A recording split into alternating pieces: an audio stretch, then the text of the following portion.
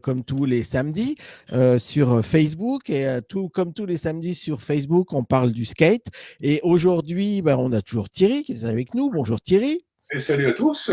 Et puis on a également Jean-Pierre Collinet qui est avec nous. Bonjour Jean-Pierre. Bonjour à tous. Alors, Jean-Pierre, il va être avec nous pendant 50 minutes, 1 heure, un truc comme ça, quoi. Et Jean-Pierre, alors évidemment, pour les anciens, tout le monde le connaît. Mais bon, pour tous ceux qui ne le connaissent peut-être pas, c'est lui qui était… D'abord, c'est un skateur de la première vague. D'ailleurs, on va lui demander, quoi, parce qu'on a entre Thierry, Jean-Pierre et moi, on a une sorte d'attache, parce qu'on s'est connus en 1977, et on va lui demander… comment on s'est connus tous les trois en 77, quoi. Et puis surtout, c'était le créateur du skatepark du Prado. Et donc, on va lui demander comment il a fait ça, quel problème il a eu quand il a voulu le créer, parce que j'imagine que c'est pas toujours facile de faire un skatepark. Et puis, comme on est en direct, je vous rappelle que vous pouvez faire des commentaires, vous pouvez nous poser des questions. Si vous avez des questions pour Jean-Pierre, pas de problème, on est là. Insistez, parce que quelquefois, on est pris dans la discussion et on voit pas les questions. Donc, si vous avez vraiment des questions, dites hé, je suis là. Donc, voilà. Donc, on commence, on est là pendant 1 heure. Et maintenant, je laisse la parole à Thierry qui va nous parler de la sempiternelle question sur tous les skateurs. Et oui, Jean-Pierre, forcément skater de la première heure, ça rime très bien. Comment tu as découvert, quand tu as attrapé ce virus? Il me semble que on est un petit peu responsable de cette histoire. Est-ce que tu peux nous raconter ton point de vue? Alors, j'avais, en ayant fait du roller, j'étais déjà guéri à la glisse. Et puis un jour, ma mère me dit, tiens, il y a une démonstration dans un magasin qui s'appelle Loisir 44. Ça va parler à tous les Nantais. Oui. Et ce jour-là, un matin, ma mère m'emmène et il y avait 4 skateurs, dont, je pense, Thierry et d'autres. Je vais laisser Thierry les annoncer. Et ils faisaient une démonstration et c'était extraordinaire. Moi, j'avais les yeux qui sortaient des orbites. Je voulais être eux, en fait. Donc, c'est assez marrant de se dire que si, par exemple, le Prado est là, c'est en grande partie du fait de Thierry, de son émission que j'ai regardée à la télé avec mes parents. Je me souviens que mon père, lui, il voulait pas, mais ma mère négociait, il disait oui, il faut rester, s'appeler à Jean-Pierre, etc. Donc voilà comment moi j'ai été finalement accroché par cette discipline. Et je le remercie parce qu'il faisait une démonstration pour Banzai. Il y avait une espèce de banks à 45 degrés avec un wall ride. Enfin, bon, pour moi, c'était extraordinaire. Il tournait dans tous les sens. Voilà, j'en ai un souvenir. Je me souviens encore de l'endroit et comment c'était. Ouais, je comprends. C'est vrai que suite à un moment donné, le plat et le slalom, la descente, on a voulu s'affranchir un petit peu de ça et on commençait à bricoler des trucs parce on avait trouvé 1 ou 2 spots en région parisienne. On trouvait ça génial, quoi, faire monter le skate sur les hauteurs. Et quand on est parti en tournée avec Jean-Pierre Marquand, alors il y avait Xavier, évidemment, hein, moi, José de Matos, et il y avait Philippe Renaudin, qui était un coursier de base, hein, qui fréquentait le Trocadéro assidûment. Et d'ailleurs, c'était un gars qui était assez illusionniste, manipulateur, il faisait des tours de magie. Il avait toujours un nez de clown, un chapeau de forme, et c'était excellent. Et on l'avait embauché à l'entreprise Banzai pour filer le coup de main. Et on est partis tous ce week-end-là à Loisir 44. Et puis à un moment donné, c'était un grand truc, hein, parce qu'il y avait des bateaux, des tracteurs, des raquettes de tennis. C'était toujours, multi. Ouais, c'était un hyper loisir, en fait, où il y avait de tout, en fait. Voilà. De tout. Et je me souviens que les planches volaient à un moment donné parce qu'on avait commencé à faire un banks, parce qu'on avait marre de l'allée centrale. Et j'ai été voir le directeur qui était enchanté parce qu'il avait commencé à vendre plein de planches de Banzai. Donc tout le monde se frottait les mains, mais nous. On en avait marre, ouais. Et puis on dit, mais vous n'auriez pas du bois, des planches? Il fait, mais si, allez-y, servez-vous, faites comme chez vous, allez à la menuiserie et prenez et faites ce que vous voulez. Waouh. Alors là, on a sorti des panneaux contreplaqués master et on a commencé à en mettre un sur le pilier. Et puis alors, ça faisait un raffut d'enfer. Hein, et justement, c'est ça qui faisait Terrible. l'animation, parce que les gens venaient voir qu'est-ce qui se passait. Moi, je me rappelle, Xavier, il avait lâché 2-3 planches qui volaient carrément dans les caravanes, dans les bateaux. Il y avait un boucan infernal parce qu'il y avait des transitions, il y avait plein de planches, quoi. Donc ça faisait C'est ça, c'est padam, ça, padam, padam, padam, padam, padam, padam, padam. c'est Et il ça, y c'est avait ça. un bruit terrible, terrible, Ça terrible. résonnait à fond là-dedans. Et bon, ben, comme on avait feu vert, on s'est servi de madrier, on a rajouté des planches, on passait la moitié du temps à clouer, donc ça s'entendait de loin, Ouais. à tirer le public. Qu'est-ce qu'ils font? Et comme tu dis si bien, le quater, le plan incliné, eh ben, il a fini en wall ride parce que sur un pilier, d'ailleurs, peut-être qu'il y a encore les traces aujourd'hui sur ce pilier en peinture blanche. C'est incroyable. Voilà. Et effectivement, ben, tu étais venu avec ta maman, il me semble, et puis c'est un truc de Ouais, dingue ouais. parce que Ah Fini ouais, ouais. par m'acheter Loisir 40. Loisir 44. Ouais, Fini Loisir par acheter. 44, c'était vraiment un truc de dingue, quoi. Et je me souviens juste d'une anecdote, parce qu'à l'époque, on avait tous des bonsaïs. On travaillait avec Banzai, on faisait les démos pour Banzai et tout. Donc, c'était vraiment super, parce qu'à l'époque, c'était vraiment des bonnes planches, quoi. Évidemment, par la suite, ça a évolué. Mais bon, c'était du plastique, donc ça dérapait. Donc, on est resté 3 ou 4 jours à Loisir 44 à Nantes pour faire des démos. Et au bout de 2 jours, Thierry arrive, super content, il me dit Xavier, j'ai trouvé quelque chose de génial. Et je dis bah, qu'est-ce que tu as trouvé? Il me dit viens voir.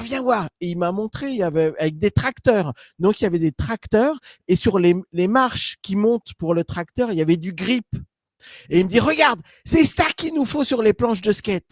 Ça s'appelait pas du grip, on savait même pas comment ça s'appelait, quoi. Mais il avait trouvé exactement le matériel qu'il nous fallait pour mettre sur les planches de skate. Et ça, je me souviens, euh, ça fait plus de 40 ans, quoi. Mais je me souviens c'est ça. exactement de cette anecdote quand il est venu en courant en me disant j'ai trouvé. Je dis, mais qu'est-ce qu'il a trouvé? Parce qu'il avait déjà trouvé les planches, il avait trouvé pour faire le banc incliné, il avait tout trouvé. Donc je me suis dit mais ce gars-là, c'est pas possible, il trouve tout. Enfin, ben, comme c'était tout nouveau en France, il n'y avait pas encore l'inondation avec le matériel américain. On en avait ces planches-là. Pour nous, c'était révolutionnaire. C'était les premiers vrais skateboards, non plus des rollers d'époque avec des roues en terre cuite ou autre. Et on s'éclatait comme des fous, quoi. Bon, à un moment donné, comme c'était du polypropylène, ça glissait les pieds dessus. Hein, pour en faire dehors sous la piste, c'était encore pire. Et donc, effectivement, ce que tu viens de dire là, c'est aussi un truc, une manière d'innover parce que ben, tout était inventé en fait. Donc, Ouais. à chaque fois qu'on trouvait un petit truc qui faisait défaut, on trouvait aussi de trouver une solution et c'est comme ça que le skate a évolué jusqu'à nos jours en fait. Voilà. Et donc Jean-Pierre, ben, comment ça s'est fait? Parce que apparemment ta maman n'était pas très très chaud pour acheter un skateboard et était reparti avec une bonsaï en fait alors. Oui, je suis reparti avec une bonsaï, donc avec un kick derrière et des grosses roues à l'arrière, et je l'ai encore, je l'ai à la maison, je l'ai Oh retrouvé génial, dans le trop fort. garage, et je compte bien la remonter un jour. Je sais pas ce que j'ai fait des trucks, j'ai dû les démonter pour mettre des ACS 500 et puis, je sais pas. Après, de toute façon, j'ai opté pour, une autre marque, concurrente qui était moins bien. J'ai mis des cryptos rouges dessus et puis très vite, j'ai vu qu'il fallait, peut-être autre chose de plus large. Donc j'ai demandé à ma mère de m'acheter une Sims, Lonitoff avec des 6 Oh, et des 580 et je l'ai eu et là, j'étais vraiment c'était le Ah, c'est bonheur. du matériel pro là. ah ouais là, direct Ah, quoi. c'était le bonheur total. J'ai, j'ai réussi à convertir mon père pour qu'il m'emmène au skatepark de Lorient, qui était, en fait, le skatepark de Lorient était fabriqué par un ingénieur béton et donc il avait investi là-dedans, dans sa propriété. Il avait fait des balls, un snake run, un half pipe, il y avait une descente de slalom et en même temps, il avait aussi un magasin de skate à Nantes, rue de l'Arce-Sèche. Vous me voilà et en fait, bah, Ça, il c'est avait le mis sa skatepark de Lorient. oui, il avait mis sa fille comme, vendeuse et c'était, le spot où tous les skateurs nantais venaient raconter leurs histoires, s'inventer des vies qui n'existaient pas, mais voilà. Euh, Vraiment, c'est très bon souvenir pour moi. Euh, ils avaient mis de la musique en permanence et c'était Bob Marley. Et donc, j'adorais ce qui était Très dans le gros, tendance. dans le gros bol au fond. Il y avait un énorme bol avec une partie oververte et une partie assez plate. Mais il y avait quand même des lignes dedans qui étaient assez sympas. Le mieux, c'était quand même le Snake Run, une espèce de spine avant Ouais. l'heure. Mais Il y avait des. l'enduit était pourri, il était rough. Et le truc le plus terrible, c'était le halfpipe avec comment dire, En plexiglas. plexi? Ouais. Ah oui, Il oui, y il y avait avait, une rampe avec le il y Percy. avait, il y avait un plat, il y avait 1 mètre de plat, mais sauf qu'il y avait un petit rebord. Je sais pas comment il s'était débrouillé, mais quand tu descendais à fond la caisse de là-haut, ça fait schlac, schlac. Même avec des gros sneak, sim snake, ça faisait un bruit d'enfer. Et Je quand tu connais, arrivais ouais. sur le plexiglas, c'était à côté du lac du Ter, tu voyais le paysage qui te sautait à la gueule et ça glissait. Et c'était Ah, horrible, mais bon, une très bonne sensation quand même. Mais c'était vraiment l'endroit sympa, hein. Vraiment, vraiment, vraiment, j'ai un très bon souvenir.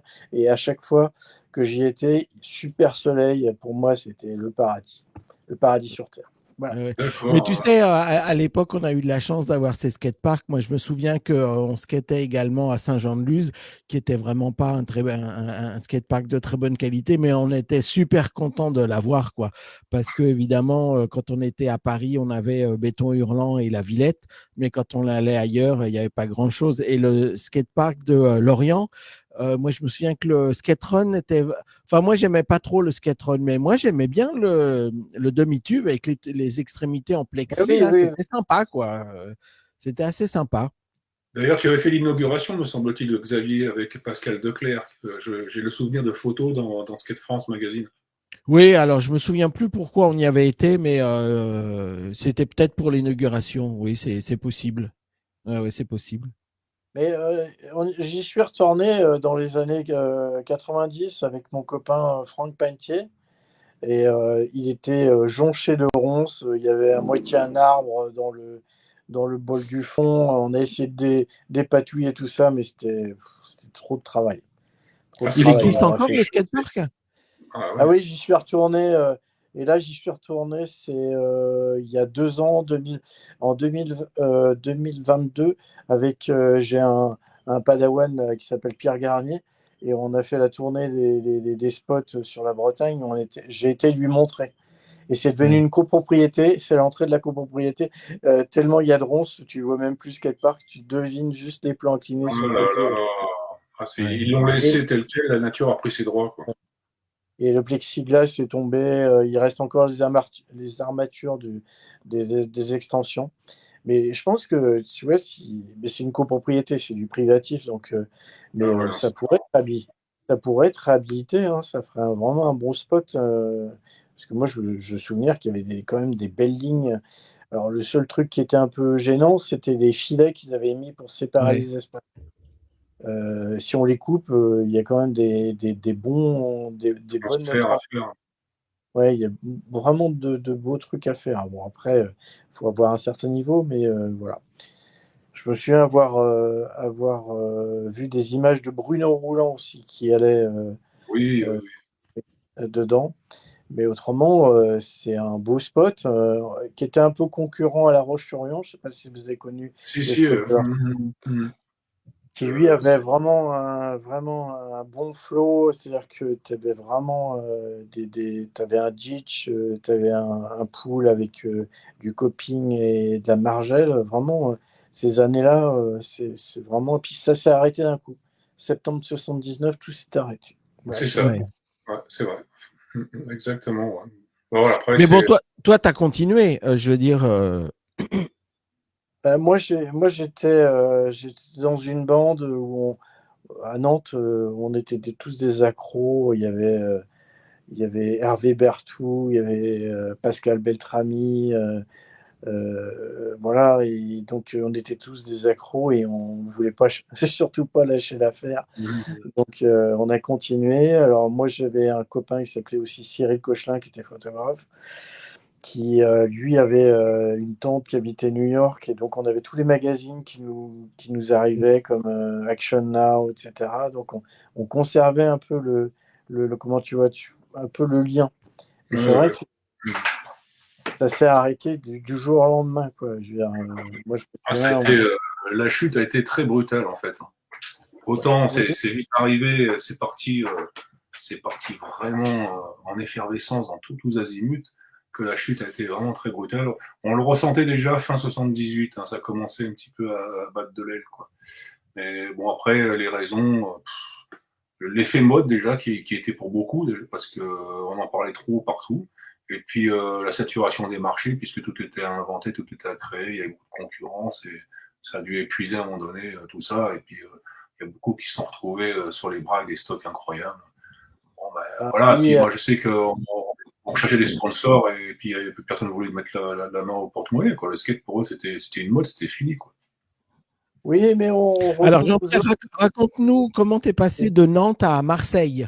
Ah oui. Alors, comment je suis passé de Nantes à Marseille? Bah, j'ai eu mon bac et ma mère avait décidé, c'est pas très bien de dire ça, mais ma mère j'ai commencé par un IUT hygiène et sécurité à Lumini. Je me suis retrouvé avec des pompiers, des futurs sapeurs-pompiers. Donc, je faisais de la chimie, de la biologie, etc. C'était pas du tout mon truc, voilà. Tu étais Voilà. à Lumini quand il y avait eu la Coupe de France ou pas? Non, Championnat non, de je suis France. arrivé Déjà? après. Mais Ah, j'ai t'arrives après. j'ai- j'ai compris que l'endroit avait une histoire, mais je ne savais pas laquelle était. Parce que moi, je n'ai pas connu Roger Simi, je l'ai connu que quand il était gérant de Élec. magasin à Corliotto, parce que je lui ai acheté un Moray Doyle quand je suis arrivé. Et Le magasin donc, L'équipe au 9 cours Lyoto. Tu vois. voilà. Et c'était D'ailleurs, on lui vraiment le passe le bonjour seul, à Roger s'il nous écoute. c'était vraiment le seul endroit à Marseille où il restait encore du matériel de skate. Et moi, à part Chattanooga à Paris, il n'y avait plus rien, tu voyais plus du tout de matériel, mais nulle part. Moi, C'est j'ai ça. fait un voyage scolaire à Basse. Ils avaient encore des magasins de skate. Je me souviens qu'il y avait dans la ville de Basse, il y avait un magasin qui vendait une 10 pouces Sims, tu sais, Ultralight, là, je ne sais plus comment elle s'appelait, là, tout en marqueterie, elle était magnifique, Ah avec oui, des, oui, oui. avec Les des, tapis. des, des snakes, tu sais, coniques pour pouvoir monter sur le coping et tout. Moi, j'avais halluciné que je Oui, passe là. oui. Et donc, le seul endroit, c'était Corliotto, où il y avait encore cette subsistance d'un ancien monde, tu vois. Et moi, je skatais sur ce qui s'appelait les plages. J'avais ramené une vieille board bien large avec des Goldwyn, tu vois, des larges. Et puis, je sais plus comment ça s'appelle, des roues qui étaient complètement rondes. Tu sais, c'était pas conique, elles étaient rondes pour faire du parc. Ah, Et c'était pas les Maxwell, là. je sais pas, Non, j'avais chopé ils sont ça en forme de d'un copain. tonneau. Ouais. Et je roulais parce que moi je descendais de Lumini en skate. Et après, je n'ai pas continué l'IUT. Je me suis inscrit à l'école d'architecture qui correspondait plus à ma façon de faire, parce que mon père travaillait dans le dessin industriel. Et bon, moi je passais mon temps à dessiner. Et j'ai bien vu que les profs en première année mettaient à côté de mon nom un petit skate. Donc ils m'avaient déjà vu skater. Tu vois, il y avait une explanade à Lubini, il y avait la grande descente devant Oui, oui, oui. l'école de sciences où je me suis fait très peur parce que quand tu arrivais en bas, tu arrivais bien à 40, 45, ça faisait du wobble. Enfin bon, j'ai fait une gaufrée plusieurs fois, mais jamais j'ai eu de gros accidents. Et moi, je skatais, je faisais le tour de Marseille à fond la caisse. Et j'ai fini par rencontrer, par opportunisme comme ça, des gens qui étaient fascinés par déjà la planche que j'avais, c'était une planche large, c'était une planche de parc.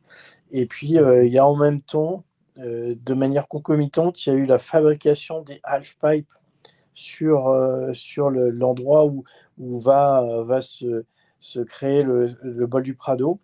Et donc là, j'ai rencontré plein de skateurs. Donc il y avait Thierry Cardona qui était un surfeur avec des cheveux longs, il faisait penser un peu à Tony Alva. Et il y a une équipe qui s'est formée. On faisait un peu du surf au Prado et on skatait ces tubes. Ça n'avait rien à voir. C'est la photo qu'on voit, c'est ça? Oui, c'était du petit diamètre, tu vois. On aurait presque pu, finalement, en prenant l'élan et en curvant, on aurait pu faire le tour. Mais à l'époque, on savait pas, on connaissait pas la technique. Et là, ça a rassemblé beaucoup de gens, vraiment beaucoup de gens autour du skate à Marseille. Moi, j'ai rencontré Mitrano, je sais pas si vous l'avez connu à l'époque. Oui, Frédéric et sa Ouais, ouais. sœur, ouais. Ouais, ouais. Et puis, dans le même temps, il y avait les BMX qui avaient mis à jour un ancien un bassin d'une Bastide qui avait la forme d'un dauphin. Enfin, moi, je l'ai vu de haut, c'est la forme d'un dauphin, et qui était plein de plans inclinés. C'était comme un ditch qu'on peut voir aux États-Unis. Et c'est là que vraiment le skateboard a explosé à Marseille, avec un endroit qui était au bout, je ne sais pas si vous connaissez, au bout du Prado, il y a la statue de David, et il y avait un petit explanade devant. On faisait du skate parce qu'il y a un petit trottoir. Et donc on montait, c'est là qu'on a appris les premiers ollies qu'on avait vus sur des magazines. C'était laborieux pour trouver la technique. Et puis Ah après, bah oui. on a colonisé une place qu'on a appelée la Californie, où tout le monde skatait, c'était plat. En face, on avait une descente en goudron. On a un peu abîmé les pelouses, les pelouses des plages. Et à ce moment-là, donc je vous la fais courte, hein, à ce moment-là, les élus ont se rendu compte que c'était un phénomène assez important. Et en même temps, moi, j'ai réussi à travailler un petit peu à un magasin qui s'appelait Gilet Plage. Et donc, un jour, on voit, C'était en quelle année, plus ou moins? alors 85, 84, 85, tu vois. Ok. Et donc, le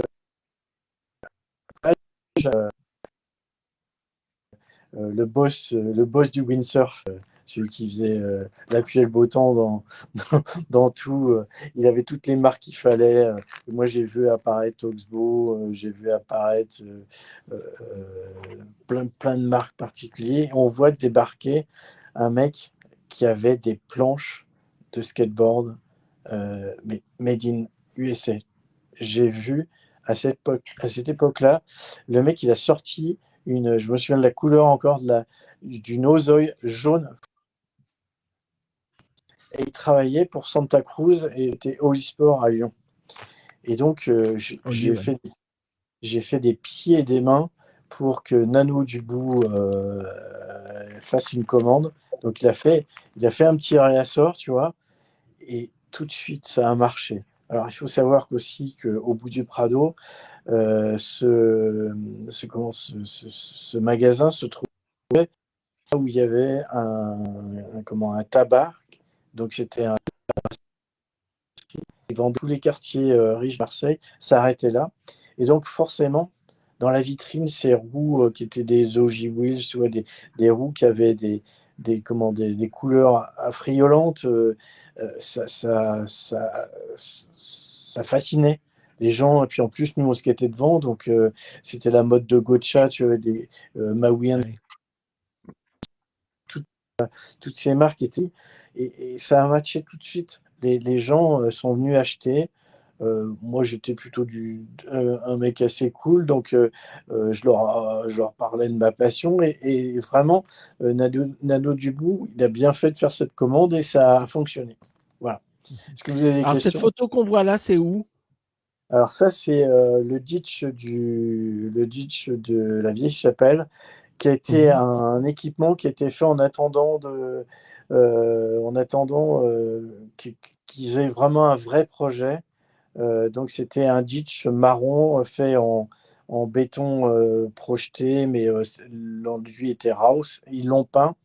Et il y avait une mini à côté, une mini verte qui faisait 3-4 mètres de large et qui faisait 2 mètres de haut, avec un gros coping de 80 mm. Et donc là, je vois la photo de l'Orient, tu vois. Ouais, ça, C'est c'est moi. l'Orient, ouais. Ouais. Donc le ditch, et là, on s'est amusé comme des fous. C'était un peu la période qu'on a actuellement où, tu vois, c'est la mode du curver. 86, 87, là, ça correspond un peu à ce qu'on voit en ce moment, la mode du curver, les nouveaux espaces, etc. Voilà. Il y a vraiment une émulation. Il y avait, à l'époque, à Marseille, les gens étaient fascinés par le monde de la glisse. Et en parallèle, il y avait aussi il y avait ces projets d'une association de bailleurs de Biarritz, les Nuits de la Glisse. Vous avez connu ça? Mhm. Oui, oui, bien sûr, bien sûr. Oui, ils projetaient des films de snowboard, tu avais Tom Sims, tu avais des films avec, comment il s'appelle, celui qui faisait du windsurf. Vraiment, c'est dépayser les gens à Marseille. Et en même temps, c'était un pis-aller parce que les gens cassaient les chaises. C'était vraiment des grosses salles, 5000 personnes, et ils cassaient les chaises. Une fois, j'ai été sur la scène pour présenter le projet du bol du Prado. Je ne sais pas comment je suis resté volé. Ah, c'était l'époque punk, en fait. Punk and Destroy, quoi. Trash. Skate and Destroy. Mais bon, c'était une bonne période de Marseille. Les gens étaient à fond sur les sports de glisse. Il y avait du Moray Boogie. Dans chaque coin de rue, tu avais un skate. C'était vraiment une période colorée, sympathique. Voilà ce que je peux vous dire. Et donc, moi, je suis allé avec un des frères Chasselon. On a été voir pas la mairie, c'était le service des espaces verts de Marseille qui se trouvait dans le quartier à côté de là où se trouve le ditch. Et on est allé présenter. Moi, j'avais fait un book de 200 pages avec une compilation de tous les magazines, des photos, etc., pour expliquer ce que c'était que cette nouvelle. Parce que quand on est allé, ils avaient l'air de dire oui, c'est un sport d'enfant.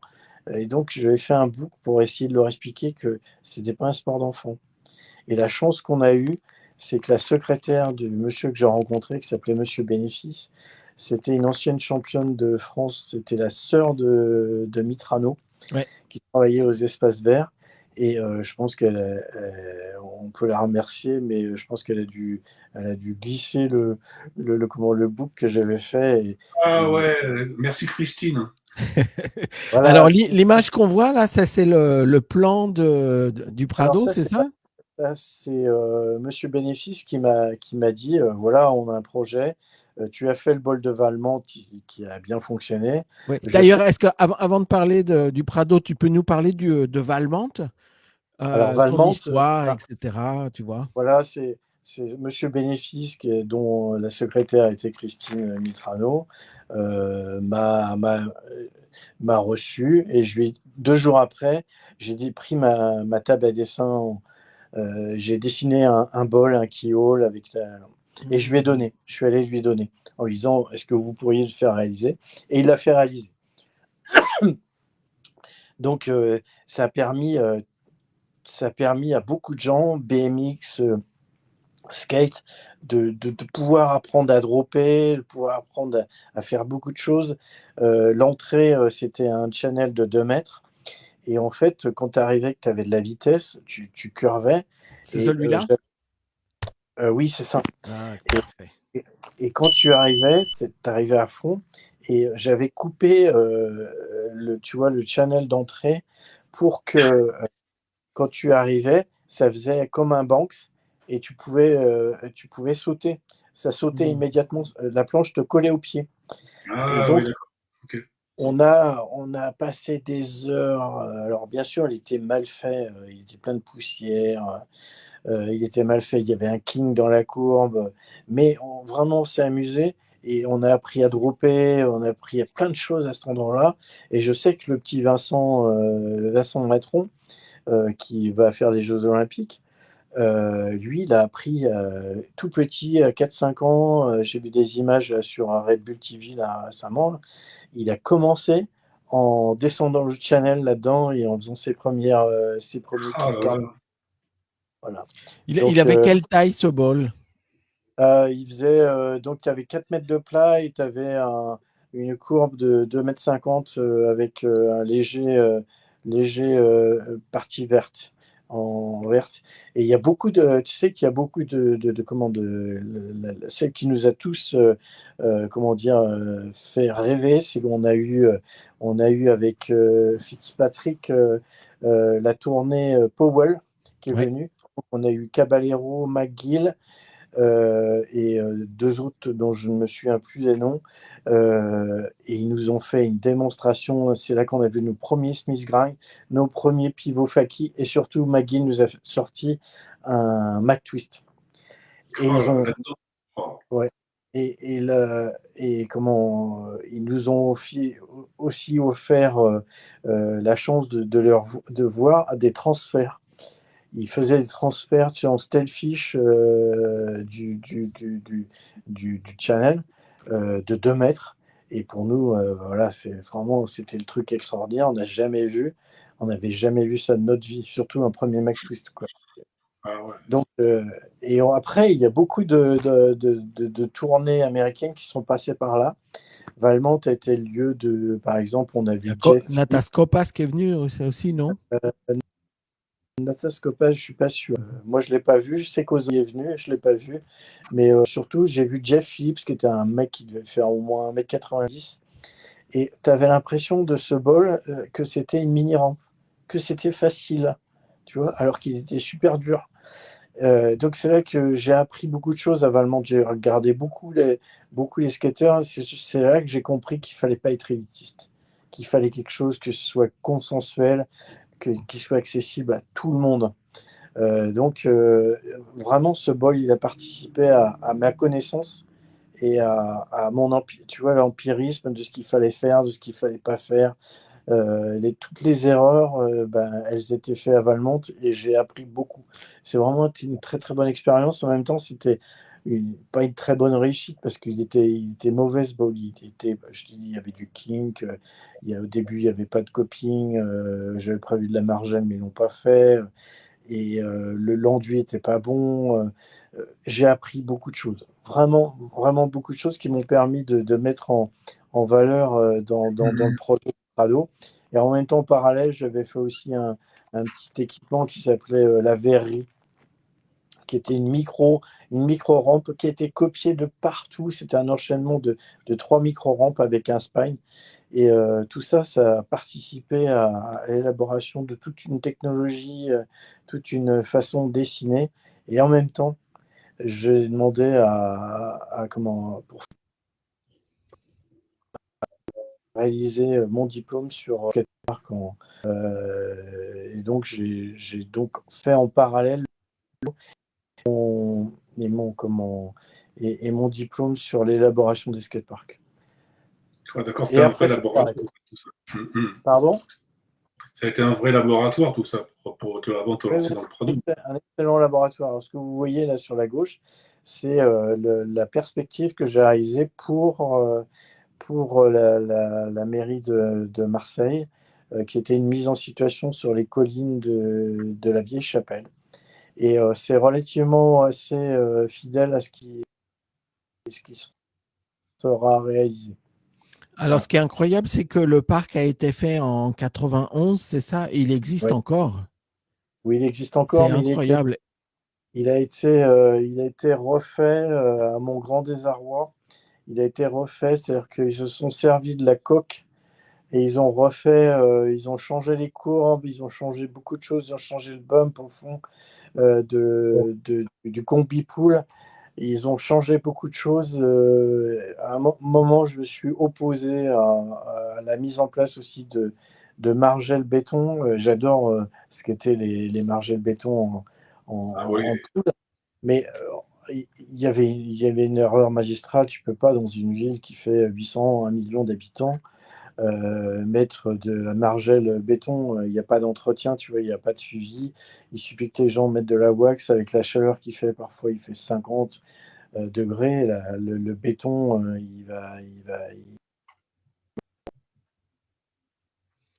Mince. avec des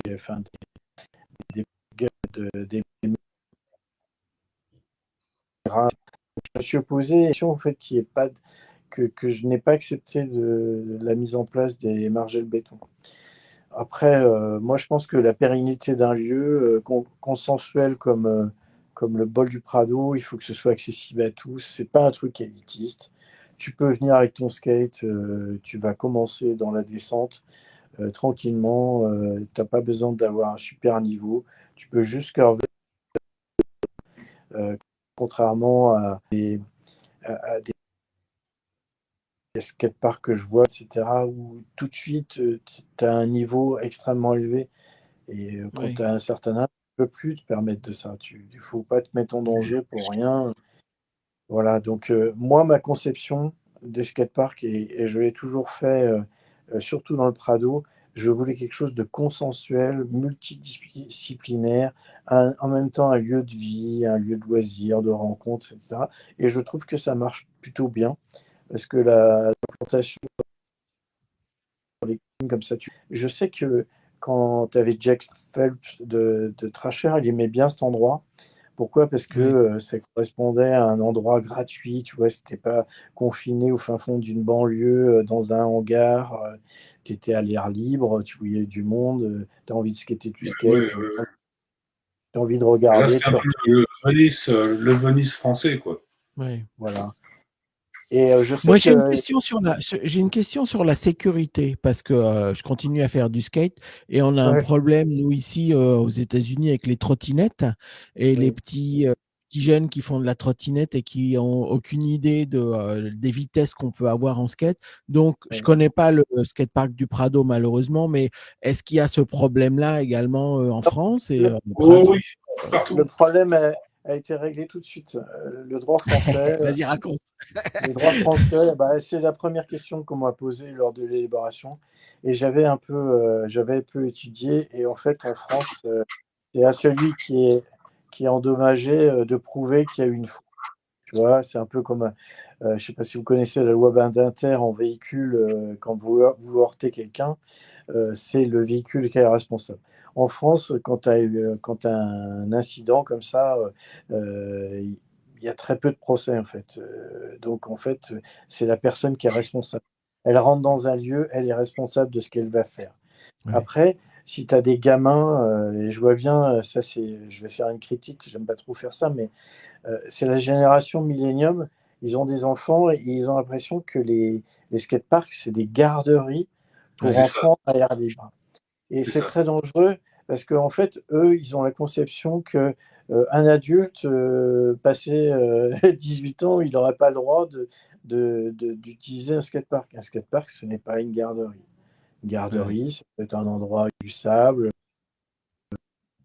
des jeux. Je comprends qu'ils puissent aimer descendre, faire du toboggan, des cours. C'est bien marqué à Ouais. l'entrée du parc. Vous Ouais. rentrez,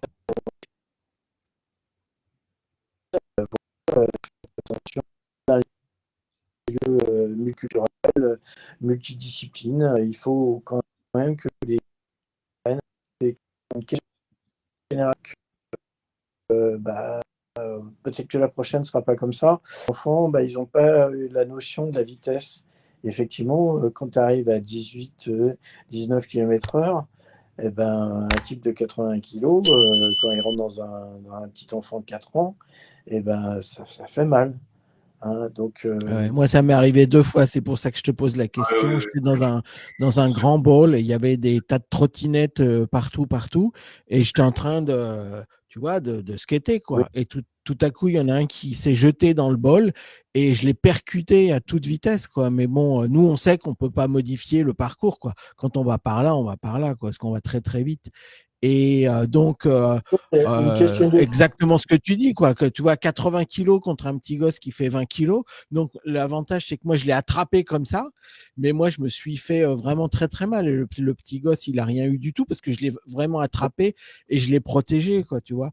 Mais bon, c'est dangereux pour moi et pour lui, tu vois. Et tu vois, hier, j'ai été sur le bol de Cannes, sur la Croisette, là, et il y avait des trottinettes, mais c'était chacun son tour. J'ai Ah, l'impression ça, aussi, c'est bien. tu vois, c'est un lieu de convivialité. J'ai l'impression qu'aussi la sociabilité, ça passe par là. Tu vois, il faut Bien sûr. apprendre. Mais c'est vrai Il y a des que priorités. oui, il y a des Il y a des priorités. priorités. Moi, les jeunes, j'arrête pas de leur dire, avant de vous lancer, regardez s'il n'y en a pas un qui part. C'est lui qui part le premier qui est prioritaire. Donc ne vous lancez pas. Alors là Mais aussi, tu tu vois, vois, ça, tu parlais du niveau très technique. Bon, alors moi, je comprends qu'il y a un problème si tu fais des skateparks très techniques parce qu'il n'y a que les skateurs qui ont un bon niveau qui peuvent y aller. Mais également, comment tu fais si tu as un bon niveau et que tu veux devenir encore meilleur, mais que tu vas au Prado et qu'il y a des trottinettes et que tu es obligé d'attendre 10 minutes ton tour, tu vois, parce que c'est ouvert à tout le monde. Donc, il faut voir les deux côtés des choses également, quoi. Je pense qu'il alors, faut faire des je- skateparks pour tout le monde et puis aussi des oui. skateparks plus techniques. Alors moi, j'ai la solution. C'est pour ça que le Prado, c'était en trois parties. Tu avais la première partie qui était street avec une micro. La micro, c'était hauteur 70 cm avec 80 cm avec un petit hip. Et là, tu pouvais apprendre toutes les bases comme au piano. Tu faisais tes gammes. Après, si tu avais un peu de niveau, tu allais dans l'entrée la partie micro utilisée Salut avec le Denis. hip. Et là, tu peux vraiment, apprendre. Et quand moi, je sais que dans le combi pool, c'est-à-dire le trèfle au fond, il y a très peu de trottinettes, sauf ceux qui sont très forts. Mais souvent, quand ils sont très forts, ils arrivent plus tard parce qu'ils aiment pas ce qu'était quand il y a du monde. Donc, et Ouais. par contre, c'est eux qui, euh, qui sélectionne parce qu'il est vraiment très technique ce combi pool, tu vois. Donc, moi, ce que je fais quand je vois qu'il y a trop de trottinettes, et puis je fais ce que je fais. J'utilise le combi pool dans la partie qui ressemble un peu à un kidney. Et là, c'est en forme de rein. Je vais pas dans le deep end parce qu'il est trop puissant pour moi. Mais tu vois, je me fais plaisir, mais j'évite tout ce qui est confrontation avec les parents ou des petits jeunes de 3-4 ans qui se mettent sur la raquette. La raquette, c'est là au bout du spine parce que ça a l'air facile, c'est facile, ils peuvent partir là. Ils Plaiding. Et dans mon skatepark, je vois que c'est pas tous les skateparks au monde. C'est souvent les concepteurs oublient qu'il ne faut pas croiser les trajectoires. Tu vois, il faut Mhm. essayer d'éviter d'avoir des endroits où tout converge vers un seul point. Et ça, moi, dans le Prado, j'essaie que ce soit bien clair, que ce soit lisible. Dans un skatepark, je pense qu'il faut avoir une lecture. Je pense que si tu vas à Venice Beach, dans le gros pool le plus profond, tu n'as pas de trottinette. Par contre, dans Non. l'air, tu vois, qui ressemble à un petit ditch, là, tu dois avoir énormément de trottinettes. Et dans un skatepark, la conception primordiale, c'est une bonne lecture. Il faut que ce Ah ouais. soit visible. Visible, un peu comme une. Tu vois, tu peux pas mettre une piste bleue au milieu d'une piste noire. Tu Ah vois? ouais. Mais tu vois, ce Moi, que tu dis, c'est vraiment important dans le skatepark de Venise, c'est exactement ça. On voit très très bien qu'il y a trois aires séparées. Il y a donc le grand bol où il y a vraiment que les gens qui ont un bon niveau qui y vont.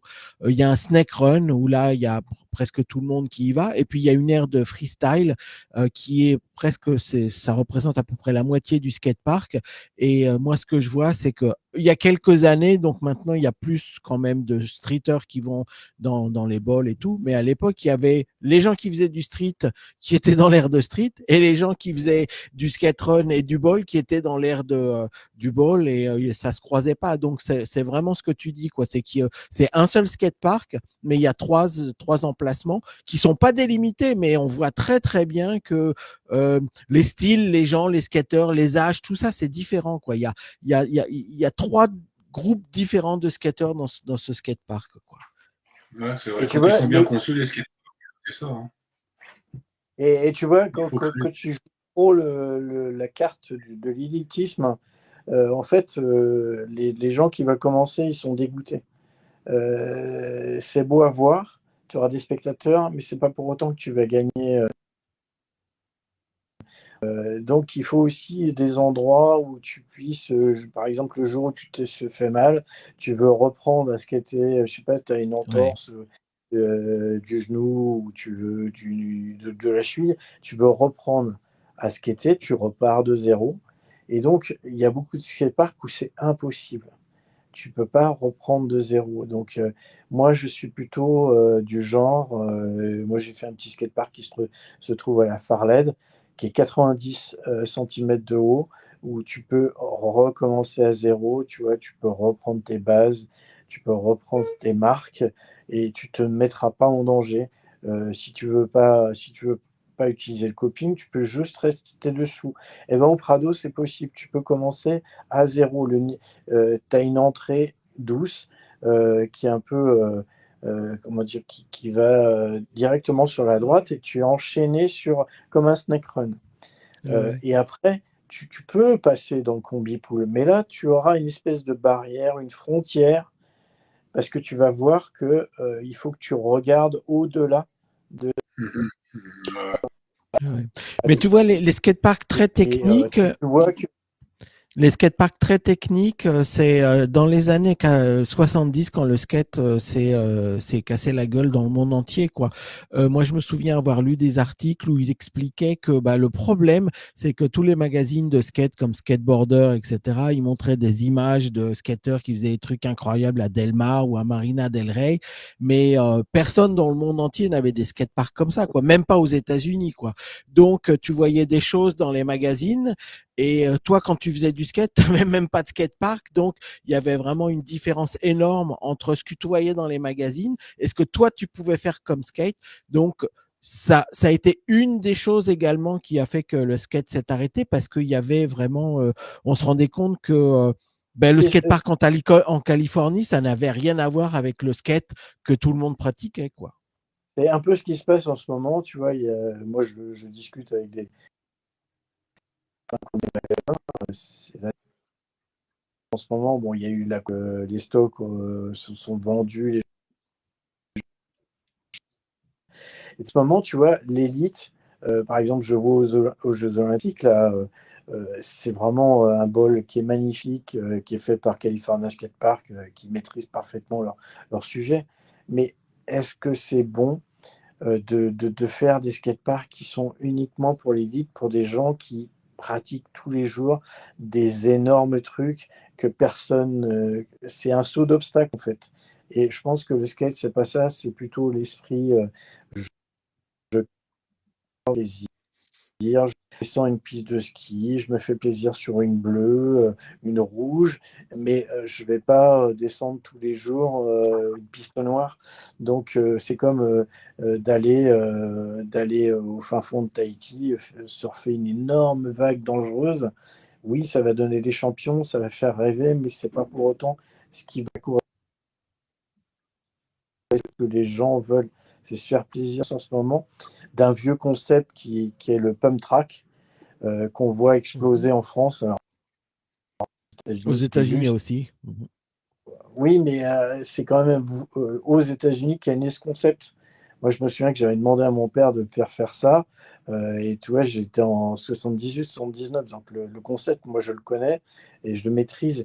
Et ça, c'est pour ça que ça explose, parce que c'est une pratique douce. Tu vois, il n'y a pas de coping, tu n'es pas obligé de faire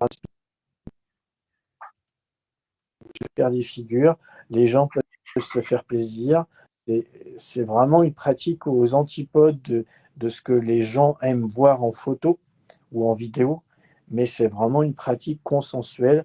Et le premier pump track en France, c'est finalement le bol du Prado, parce qu'il est basé sur il y a une espèce de rythme, tu vois, sur les montées, descentes, etc., tu peux passer d'élément en élément, d'espace en espace avec des frontières. Voilà. Et là, en ce moment, je pense qu'on est un peu une charnière parce que je vois en France se développer partout des skateparks qui sont très beaux, très visuels, mais pour autant, un côté consensuel et les espaces ne sont pas très bien identifiés. Voilà.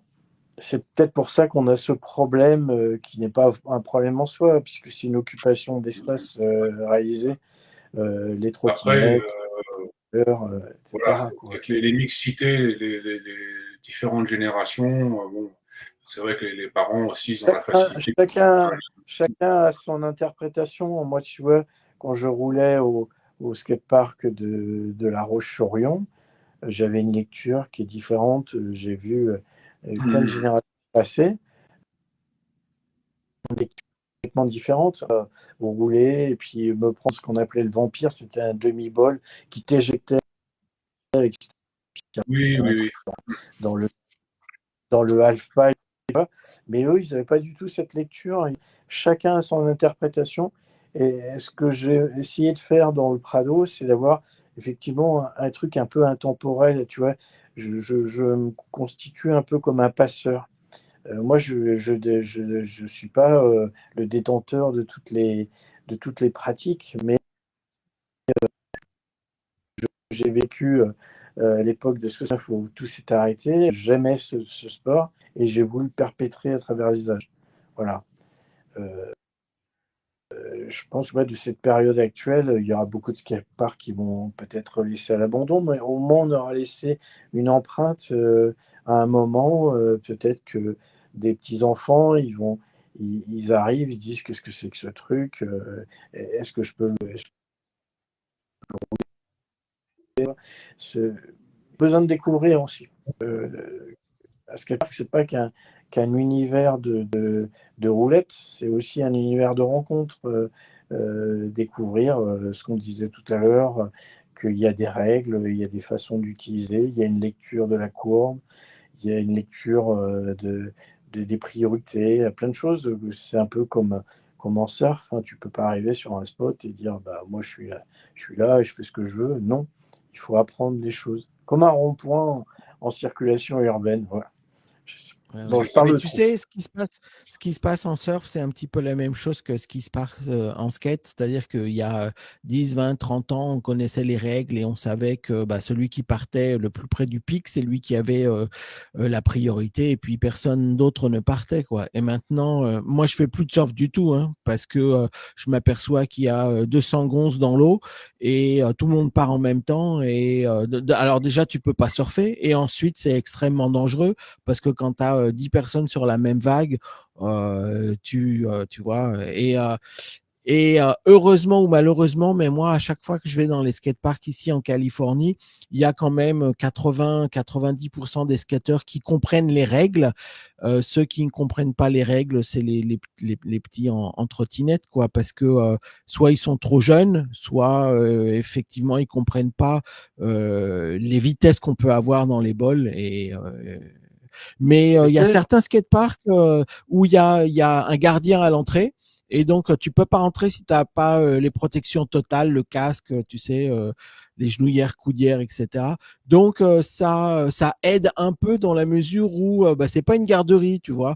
Si tu emmènes ton gosse au skatepark, il a, d'accord, peut-être qu'il a sa trottinette, mais il faut également qu'il ait le casque et toutes les protections. Donc, tu vois, c'est un pas en avant, quoi. C'est pas je laisse mon Oui, oui, enfant oui. parce que j'ai autre chose à faire et puis il fait ce qu'il veut, quoi, tu vois. Il faut Souvent, presque comme les piscines municipales avec un maître nageur Ouais, sur c'est place ça, ouais, qui ouais, ouais. régule et puis qui soit aussi secouriste parce que voilà. Ouais, ouais. Mais Mais bon, d'ailleurs, enfin, il y a un des skateparks où je vais où la personne de sécurité, il va, si tu enlèves ton casque, il t'enlève, quoi. Tu dis là, ou tu mets le casque, ou tu sors du skatepark, tu vois. Et moi, je pense que c'est bien, quoi, tu vois. Moi, je pense que c'est bien. Mais bon, c'est des skateparks municipaux où eux, s'il y a un accident, c'est la ville qui est responsable et qui doit payer. Donc, c'est un peu différent, mais d'où l'utilité des règlements aussi. Ça, c'est exactement. heureusement il n'y en a pas assez quoi. Ouais. après, Les règles d'utilisation. Après, prévention. c'est un peu l'école de la vie, tu vois. Tu t'envoies un gamin avec une trottinette dans un bol qui fait 3 mètres 50 de il y a peut-être un moment où il doit se poser des questions. Je veux dire, c'est pas qui a été normalisé, tu vois, avec des règles, Mm. etc. Bon, fait pour rouler, quoi. Je veux dire, c'est pas quand je vois le nombre d'enfants qui descendent sur leur courbe, bon bah ils prennent un risque quand même. Bien sûr. Alors, c'est peut-être aux parents aussi d'essayer de faire comprendre, mais c'est aussi l'école de la vie, quoi. L'école de la vie, c'est-à-dire que tu tombes, tu te prends un gros skater qui fait 90-100 kilos, bah, le pauvre gamin, je pense qu'il doit s'en souvenir toute sa vie, hein. Voilà, C'est Oui, clair. oui. c'est tout. D'où l'intérêt aussi du développement des pump tracks qui sont Oui. vraiment très bien conçus et qui Mais sont l'idéal. si je peux me permettre, Thierry, sur les Tom Track, c'est la même chose. Moi, je Oui, mais considère qu'il n'y a pas. t'as qu'un tracé, tu ne vas pas aller face à face, quoi, tu vois ce que je veux dire. Oui, oui. Tu as un Moi, circuit, par quoi. exemple, souvent, quand j'arrive sur un Pun Track, il y a plusieurs lectures. Il y a la lecture souvent, les lignes, c'est-à-dire que tu as la meilleure glisse en inversant le sens.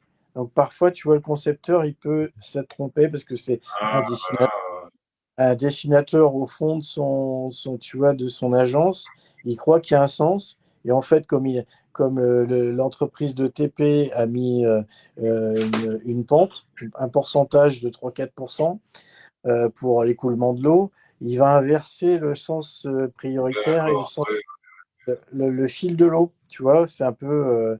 Et donc, en fait, il va inverser, et c'est pas forcément. Donc, moi, j'ai une bonne lecture, et souvent, les enfants, ils sont un peu naïfs, ils viennent dire, mais t'es pas dans le bon sens. Mais alors, moi, je leur explique, je leur dis, tu vois, tu as peut-être raison, mais finalement, ça va plus vite de l'autre côté, et très vite, ils se convertissent à ma philosophie. Ah, bah, très bien. Bah, écoute, on va dire que ce sera le mot de la fin parce que l'heure tourne, les amis, Absolument. Oui. et on a vraiment fait un super aparté là, sur l'utilisation et les skateparks, les conceptions. Je trouve ça génial. Et puis, bien sûr, un brin d'histoire qui n'est pas à négliger non plus. C'est très intéressant. Donc, moi, je remercie Jean-Pierre d'avoir pu participer Merci beaucoup. avec nous ce soir. Là. Et puis, bah, moi, Et je vais vous Thierry, c'est moi qui te remercie. Et j'en suis là, c'est grâce à toi et ta bonsaï noire. Et je me souviens qu'il y avait des bonsaïs oranges. Oui, orange, oui, oui, oui. Moi, Oui, j'avais oui, une orange. il y en a eu de J'avais toutes une les orange. couleurs, hein, Ouais, c'est ouais, sûr. ouais. Il y avait des vertes, j'avais une orange, une verte. Enfin, j'en ai eu plein, mais bon. Et les premières bonsaïs étaient vendues en package chez Roger Simi en 76, quand même, faut pas l'oublier. C'était le premier distributeur dans toute la région. Hein. Historiquement parlant, c'est la base de tout, en fait. Hein. Tout cet engouement, hein, toute cette histoire. Et On va revenir. moi, je suis arrivé après cette phase, donc tu vois, 83-84 à Marseille, et je voyais vraiment qu'il y avait enfin, qu'ils aimaient ça, quoi. Mais j'ai pas eu, tu vois, ce relais. Voilà, Roger Simi, moi je l'ai rencontré, je pense, dans son magasin, mais il ne m'a pas dit, j'étais président de la Fédé, tu vois. Bon, après, je vais peut-être pas beaucoup parler avec lui, mais vraiment, j'ai vu des images de ce qu'il a fait avec les rampes sur le Vieux-Port, les descentes de slalom à Lumini. Je me dis que j'ai loupé quelque chose parce que ça descendait quand même très très fort à Lumini. Oui, oui, oui, oui, oui. C'est un sacré personnage qui a donné tellement qu'on ne peut pas oublier ce qu'il a fait pour le développement et la construction du skateboard sur le territoire, hein, c'est sûr. Incontournable. Incontournable, ah, bah oui, oui. Voilà, il n'y a pas que Incontournable. des légendes chez les pratiquants, il y a aussi des légendes chez les dirigeants, et voilà, et certes. Oui, oui. Alors, à chaque fois, on le dit, et ça, c'est malheureusement, les skateurs, 80% des skateurs, c'est un peu des pirates qui veulent rien savoir. Mais bon, on a besoin aussi de tous ces gens-là, comme Roger Simi, comme la fédération, etc. Parce que c'est grâce à eux que le skate peut continuer et que, ben, tu vois, toi, par exemple, tu as réussi à faire le skatepark du Prado parce que vous avez discuté avec la mairie, quoi. Donc, on a besoin des associations publiques, on a besoin des élus pour pouvoir continuer, on a besoin de la fédération. sinon on n'avance pas du tout, quoi. Alors évidemment, il y a toujours des gens qui font des DIY, tu vois, mais ça suffit pas. Il faut quelque chose de plus, quoi. Et puis alors les Jeux Olympiques, je sais que depuis que le skate a été accepté aux Jeux Olympiques, donc il y a des gens pour et des gens contre. Alors il faut comprendre les deux côtés, quoi. Pourquoi on fait les Jeux Olympiques et pourquoi il y a certaines personnes qui sont contre les Jeux Olympiques, quoi. Ouais, je pense Et qu'il n'y a pas vraiment de, ce que je veux il y dire, a c'est pas qu'il ne faut vraiment pas se mettre d'un d'opposition. côté en disant les Jeux Olympiques, c'est terrible pour le skate, il faut absolument pas que ça existe. Et puis d'un autre côté, il faut pas se dire également, bah, les Jeux Olympiques, c'est ce qu'il y a de mieux qui est arrivé au skate, tu vois, parce que le skate, Alors, c'est pas vraiment les Jeux Olympiques non plus, quoi. je ne mets qu'un espoir, c'est que, tu vois, j'adore le snowboard, j'en ai fait, et j'ai arrêté en 95-96.